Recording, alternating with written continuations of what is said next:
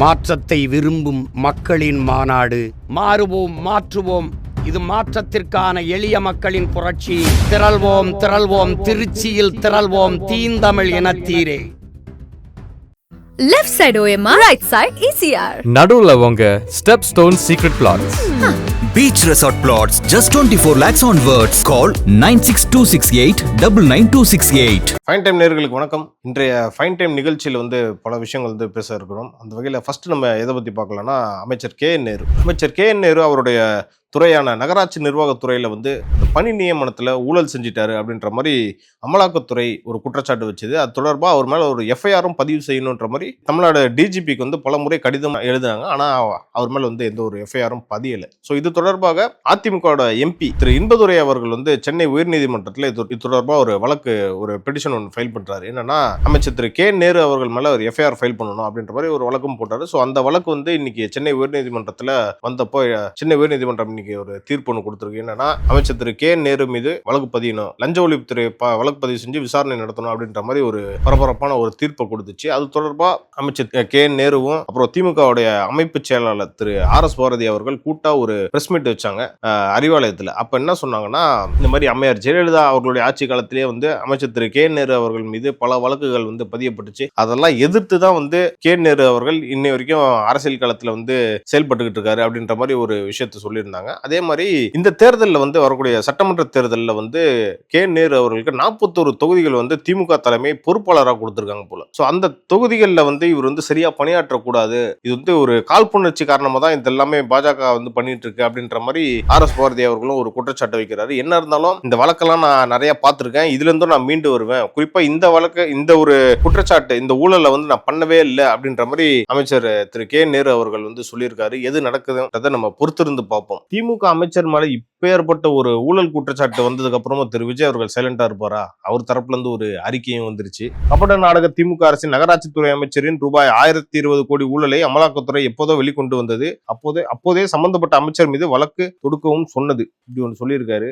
இது பெரிய அறிக்கையா இருக்கு. நான் சில விஷயத்தை மட்டும் நான் சொல்றேன். அதே மாதிரி நகராட்சித்துறை அமைச்சரின் ஊழல் குறித்து அமலாக்கத்துறையின் குற்றச்சாட்டுகளுக்கு தந்துள்ள ஆதாரங்களின் முகாந்திரம் உள்ளது அப்படின்ற மாதிரி ஹைகோர்ட்டும் சொல்லியிருக்கு. எனவே உடனடியாக அவர் மீது வழக்கு பதிவு செய்ய வேண்டும் என தமிழக அரசுக்கு உத்தரவும் விட்டுள்ளது. கடைசியா ஏற்கனவே டாஸ்மாகில் 1000 கோடி அளவிலான ஊழல். டாஸ்மாக்ன்றது நம்ம ஏற்கனவே செந்தில் பாலாஜி அவர்கள் இருந்தாரு அந்த அமைச்சரா. இப்பவே பாத்தீங்கன்னா திரு விஜய் அவர்கள் கரூர்ல கூட பாடியிருப்பாரு, 10 ரூபாய் பாலாஜின்ற ஒரு பாட்டுலாம் பாடியிருப்பாரு. இன்னைக்கு வரைக்கும் அது வைரலா இருக்கு. ஸோ அது சம்பந்தமா டாஸ்மாக்லயும் ஊழல் பண்ணியிருக்காங்க. அதே மாதிரி இப்போது நகராட்சி துறையிலும் 1020 கோடி ஊழல். அமலாக்கத்துறை அவிழ்த்துவிடும் திமுக அரசின் ஊழல்கள் எல்லாமே ஆயிரக்கணக்கான கோடிகளேயே உள்ளன. மன்னிக்க முடியாத அளவிற்கு ஊழல் மலிந்த திமுக அரசை வருகிற தேர்தலில் தூக்கி எறிந்து விசில் அடித்து கொண்டாட மக்கள் காத்திருக்கின்றனர், விசில் அடித்து கொண்டாட மக்கள் காத்திருக்கின்றனர் அப்படின்ற மாதிரி அவருடைய அறிக்கையை முடிச்சிருக்காரு. ஸோ இவருடைய அறிக்கையை நீங்க ட்விட்டர்ல இருக்கு, நீங்க போய் பாருங்க, ஃபுல்லா படிச்சு பாருங்க. விஜய் அவர்கள் அவருடைய கடமையை ட்விட்டர்லயும் கொண்டு வந்துட்டாரு.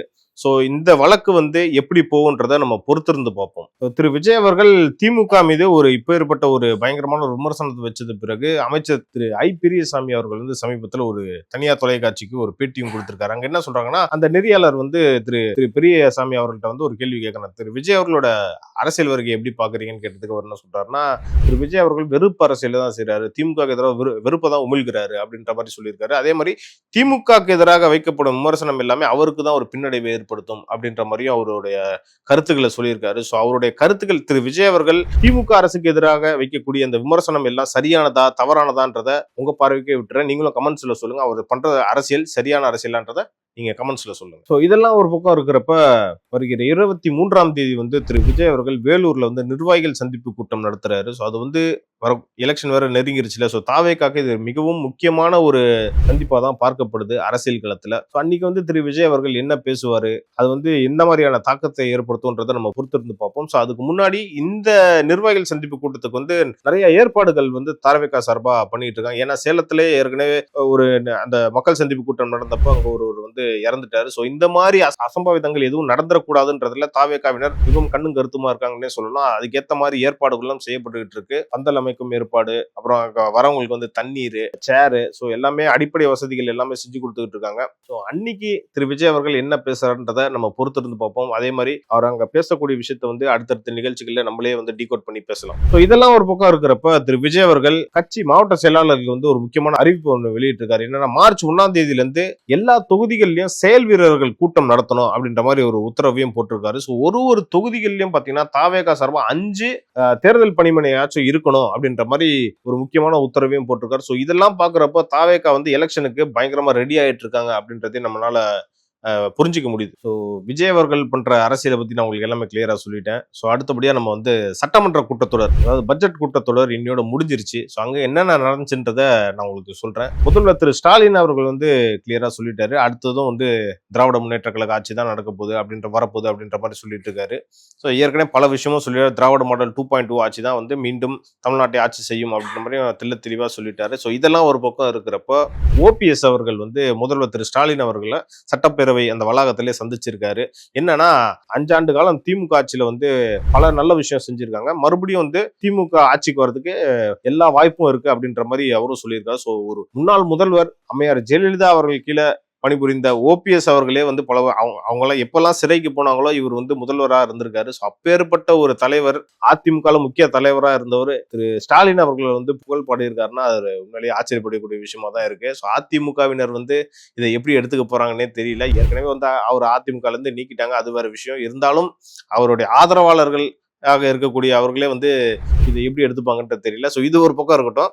அவருடைய ஆதரவாளர், அதாவது ஐயப்பன் எம்எல்ஏன்றவர் வந்து உசிலம்பட்டி எம்எல்ஏவா இருக்காரு. அவரே வந்து சட்டப்பேரவையிலே வந்து முதல்வர் ஸ்டாலின் அவர்கள் வந்து அடுத்து முதல்வர் ஆவாரு அப்படின்ற மாதிரியும் சொல்லியிருக்காரு. என்னன்னா, அது மட்டும் சொல்லல, எம்ஜிஆர் மற்றும் ஜெயலலிதா அவர்களோட ஆசியோட முதல்வர் திரு ஸ்டாலின் அவர்கள் வந்து அடுத்து மீண்டும் முதல்வர் ஆவார் அப்படின்ற மாதிரி சட்டப்பேரவையிலே அவருடைய கருத்தை வந்து பதிவு பண்ணியிருக்காரு. ஸோ அதுதான் இன்னைக்கு வந்து ஹாட் டாபிக்கா பார்க்கப்படுது. இதெல்லாம் வந்து பாக்குறப்ப ஓபிஎஸ் வந்து திமுக இணைவாரா அப்படின்ற அந்த கேள்வி வந்து எழுந்திருக்கு. ரிப்போர்ட்டர்ஸ் கூட அவர்கிட்ட கேட்கறாங்க, இந்த மாதிரி நீங்க திமுக இணைய போறீங்களா, இப்ப நடக்கக்கூடிய அந்த சிக்னல் எல்லாம் பார்க்கும்போது நீங்க திமுக தான் இணைய போறீங்கன்ற அந்த மாதிரி தெரியுது அப்படின்னு கேட்டதுக்கு அவர் வந்து அப்படியே நவுந்து போயிட்டாரு. ஸோ இதெல்லாம் பாக்குறப்ப என்ன வேணாலும் நடக்கலாம். இப்ப சமீபத்தில் தேமுதிக கூட திமுக கூட்டணியில இணைஞ்சாங்க. ஸோ நாளைக்கு அவர் ஓபிஎஸ் கூட நாளைக்கு திமுக கூட்டணிக்கு போலாம், திமுகலே இணையலாம். ஏன்னா வந்து தொடர்ந்து ஓபிஎஸ் உடைய ஆதரவாளர்களாக இருக்கக்கூடிய மனோஜ் பாண்டியன், அப்புறம் முன்னாள் அமைச்சர் வைத்திலிங்கம் அவர்கள்லாம் வந்து திமுக இணைஞ்சிட்டாங்க. ஸோ அந்த வகையில பாக்குறப்போ இவரும் இணையலான்ற மாதிரி தான் பல பேர் சொல்லிட்டு இருக்காங்க. அரசியல் என்ன வேணாலும் நடக்கும். ஸோ இதெல்லாம் ஒரு பக்கம் இருக்கிறப்போ திரு விஜய் அவர்கள் வந்து பாஜக பத்தி பேசவே மாட்டாரு, திமுக பத்தி மட்டும்தான் பேசுறாரு, திமுகவை கண்மூடித்தனமா விமர்சிக்கிறாருன்ற மாதிரி திமுகவினர் ஒரு பக்கம் குற்றச்சாட்டு வச்சாலும் மூத்த பத்திரிகையாளரும் அப்புறம் பாத்தீங்கன்னா அரசியல் விமர்சகர்களும் இதைதான் சொல்றாங்க. ஏன் வந்து விஜய் வந்து பாஜக பத்தி பேசவே மாட்டாரு, ஒருவேளை பாஜக தான் திரு விஜய் அவர்களை இயக்குதோ அப்படின்ற மாதிரி பல விஷயங்கள் வந்து பேசப்படுது. ஸோ அது சம்பந்தமா வந்து அருண்ராஜ் ஐஆர்எஸ் அவர்கள்ட்ட வந்து ஒரு ரிப்போர்ட் கேட்கிறாரு. இன்னைக்கு ஒரு பிரஸ் மீட்டும் நடந்துச்சு, அதை பத்தி தான் அங்க சொன்னாரு. என்னன்னா, ஆரம்ப காலத்துல வந்து பாஜக வந்து எங்களுக்கு பெருசா அழுத்தம்லாம் கொடுக்கல, தாவேகாக்கு எந்த ஒரு அழுத்தமும் கொடுக்கல, ஆனா இப்ப கொடுக்குது அப்படின்ற மாதிரி தான் சொல்லியிருந்தாரு. பாத்தீங்கன்னா சிபிஐ விசாரணையா இருந்தாலும் சரி, ஏன்னா அந்த கரூர் கூட்ட நெரிசல் தொடர்பான வழக்குல வந்து திரு விஜய் அவர்கள் சமீபத்துல டெல்லிக்கு போயிருந்தாரு. சிபிஐ அலுவலகத்துக்கு நேரடியா போயிட்டு அந்த விசாரணைக்கும் ஆஜரானாரு. அங்க பல கேள்விகளும் கேட்கப்பட்டுச்சு. ஸோ அது அப்படியே அது முடிஞ்ச பிறகு ஜனநாயகன் தொடர்பான அந்த தணிக்கை தொடர்பான சர்ச்சையும் வந்து இப்போ வரைக்கும் போயிட்டு இருக்கு. இன்ன வரைக்கும் படமும் ரிலீஸ் ஆகல. ஸோ இதெல்லாம் பாக்குறப்ப பாஜக அழுத்தம் கொடுத்துட்டு தானே இருக்கு அப்படின்ற மாதிரி திரு அருண்ராஜ் அவர்கள் வந்து ஒரு விஷயத்த பதிவு பண்ணியிருக்காரு. அடுத்தபடியா நாம் தமிழர் கட்சியின் தலைமை ஒருங்கிணைப்பாளர் திரு சீமான் அவர்கள் வந்து இந்த வாட்டி வரக்கூடிய சட்டமன்ற தேர்தலில் காரைக்குடி தொகுதியில வந்து களமிறக்க போவதா தகவல் வெளியாயிருக்கு. கடந்த சட்டமன்ற தேர்தலில் வந்து பாத்தீங்கன்னா திருவொற்றியூர் தொகுதியில வந்து போட்டிட்டு இருந்தாரு, ஒரு சில வாக்குகளும் வாங்கியிருந்தாரு. ஸோ இந்த வாட்டி அவரது சொந்த மாவட்டமான சொந்த ஊரான காரைக்குடியில வந்து களமிறங்குறாருன்னே சொல்லலாம். ஏன்னா கடந்த முறையே வந்து பாத்தீங்கன்னா அந்த தொகுதியில நாம் தமிழர் கட்சிக்கு 23,000 வாக்குகள் வந்து பதிவாயிருந்துச்சு. ஸோ இந்த வாட்டி திரு சீமான் அவர்களே நேரடியாக அங்க வந்து களமிறங்குவதால் நாம் தமிழர் கட்சிக்கு ஒரு நல்ல ஒரு பூஸ்ட்னு நம்ம பார்க்கலாம். ஸோ ஏற்கனவே அந்த தொகுதியில வந்து இந்த வாட்டி ஒரு காங்கிரஸ் சட்டமன்ற உறுப்பினர் தான் இருக்காரு, மாங்குடின்ற ஒரு சிட்டிங் எம்எல்ஏ அவரு. ஸோ இவர் வந்து திரு சீமான் அவர்கள் அங்க நேரடியாக களமிறங்கிறதுனால அதிமுகவுக்கும் திமுகவுக்கும் ஒரு கழகத்தை ஏற்படுத்தியிருக்குன்னே சொல்லலாம். பொறுத்திருந்து பார்ப்போம், திரு சீமான் அவர்கள் இந்த முறை சட்டமன்றத்திற்கு செல்வாரா இல்லையான்றதை நம்ம பொறுத்திருந்து தான் பார்க்கணும். இதெல்லாம் ஒரு பக்கம் இருக்கட்டும். நாம் தமிழர் கட்சியோட மாற்றத்தை விரும்பும் மாநாடு வந்து திருச்சியில வந்து சனிக்கிழமை நாளைக்கு நடக்குது. அங்க வந்து திரு சீமான் அவர்கள் 234 தொகுதிகளிலும் நாம் தமிழர் கட்சியோட வேட்பாளர்களை வந்து அறிமுகப்படுத்த போறதா தகவல் வெளியாயிருக்கு. இந்த விஷயத்துல எனக்கு பிடிச்ச விஷயம் என்னன்னு பாத்தீங்கன்னா, அவர் எப்பவுமே வந்து 117 தொகுதிகள் ஆண்களையும் 117 தொகுதிகளில் பெண்களையும் வந்து சரிசமமா எந்த ஒரு பாலின பாகுபாடும் இல்லாம அவர் வந்து ஈக்குவாலிட்டியா ஒரு ட்ரீட் பண்ற விஷயம் எனக்கு ரொம்பவே பிடிக்கும். ஏன்னா இதுக்கு முன்னாடி நடந்த தேர்தல்களையும் அவர் பண்ணியிருக்காரு. வெற்றியோ தோல்வியோ அதெல்லாம் ரெண்டாவது பட்சங்க. ஆனா இந்த விஷயம் அவர்கிட்ட வந்து எனக்கு ரொம்ப ரொம்ப பிடிச்ச விஷயம். பொறுத்திருந்து பார்ப்போம். எலெக்ஷன் நெருங்கிருச்சு, எந்தெந்த கட்சிகள் எப்படி செயல்பட போகுதுன்றத நம்ம வந்து டெய்லி பார்த்துக்கிட்டு தான் இருக்கோம். நியூஸ் வழியா நம்ம பார்த்துக்கிட்டு தான் இருக்கோம். ஆனா ஒண்ணு மட்டும் உறுதிங்க, வரக்கூடிய சட்டமன்ற தேர்தலில் 4 முனை போட்டியா இருக்கு. திரு விஜய் அவர்கள் வந்து புதுசா களமிறங்கி இருக்காரு. ஆனா இந்த தேர்தல் வந்து பாத்தீங்கன்னா ரொம்ப ரொம்ப இன்ட்ரெஸ்டா இருக்கக்கூடிய தேர்தல்ன்றதுல எந்த ஒரு சந்தேகமும் இல்லை. வரக்கூடிய சட்டமன்ற தேர்தலில் எந்த கட்சி வெற்றி பெற்று யார் முதல்வர் ஆவான்றதை நம்ம பொறுத்திருந்து பார்ப்போம். நன்றி.